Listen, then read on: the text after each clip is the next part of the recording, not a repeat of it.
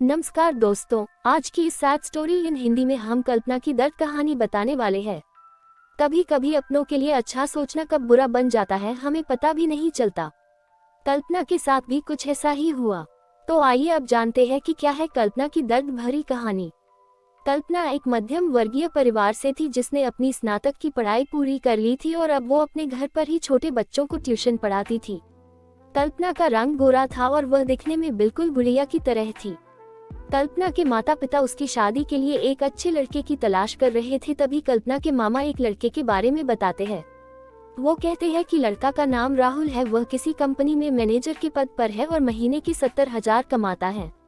कल्पना के माता पिता ने लड़के की फोटो देखी तो उन्हें लड़का पसंद आ गया।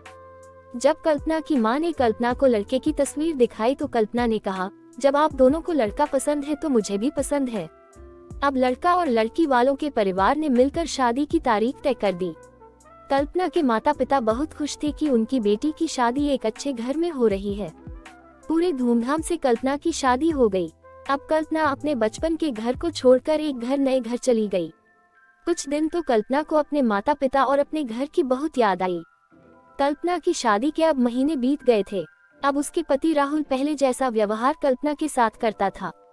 कल्पना से वो चिड़ा सा रहता था। राहुल अब न पहले जैसा कल्पना को प्यार करता और न ही उसकी बातों को मानता। कल्पना को समझ नहीं आ रहा था कि वो क्या करे। वो बस रोकर अपने दर्द को कम करने की कोशिश करती। एक दिन कल्पना को पता चला कि राहुल सिगरेट पीने के बहाने छत पे जाता और किसी लड़की से बातें करता है। जब कल्पना ने राहुल से पूछा कि आप रोजाना छत पे जाकर किससे बात करते हैं, तो इस पे राहुल ने जवाब दिया कि वो मेरे ऑफिस का फ्रेंड है, बस उसी से बातें करता हूँ और तुम अपने काम से मतलब रखो, ज्यादा सीआईडी बनने की जरूरत नहीं है। होली का दिन था। राहुल के कुछ दोस्त उसके घर आए थे। सभी ने घर पर पार्टी किया। उस दिन राहुल का एक दोस्त थोड़ा ज्यादा ड्रिंक कर लिया था और उसने नशे में कल्पना के सामने जाकर कहा, भाभी आप इतनी प्यारी और मासूम हो, फिर भी राहुल भाई दिन भर उस घमंडी नेहा से बातें करते रहते हैं। लगता है कि आप राहुल भाई का सही से ख्याल नहीं रखते। ये सुख कल्पना का शक अब हकीकत बन चुका था। अगली सुबह जब कल्पना ने राहुल से पूछा कि ये नेहा कौन है और क्या लगती है आपकी।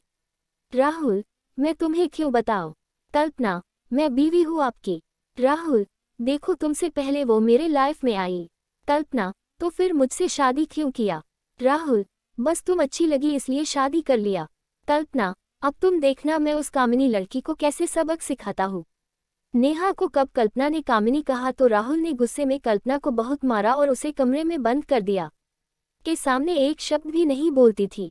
शाम को जब राहुल आया तब उसने रूम का दरवाजा खोला। उस दिन कल्पना की तबीयत खराब हो गई, फिर भी उसी हालत में उसने खाना बनाया। कल्पना ये सारी बातें अपनी माँ को बताना चाहती थी, लेकिन चाह कर भी वह नहीं बता पा रही थी, क्योंकि वह जानती था कि अगर उसके माता पिता को ये सब पता चलेगा तो वह परेशान हो जाएंगे। राहुल अब कल्पना के साथ नौकरानी जैसा व्यवहार करने लगा।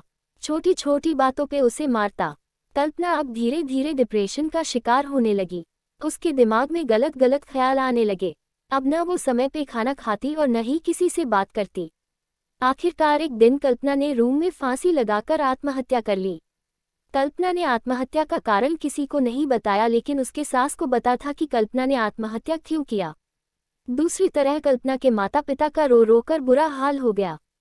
कल्पना की मां ने पुलिस को आत्महत्या कारण उसके ससुराल वालों को बताया। पुलिस राहुल और उसके माता पिता को ले गए, लेकिन पैसों के दम पर कुछ ही दिनों में राहुल और उसके माता पिता जेल से छूट गए। जीवन में अक्सर अच्छा दिखने वाला इंसान अच्छा नहीं होता। उसके अंदर कहीं न कहीं बुराई छुपी होती है और वही बुराई किसी की जिंदगी को बर्बाद कर देती है। कुछ ऐसा ही कल्पना के साथ हुआ।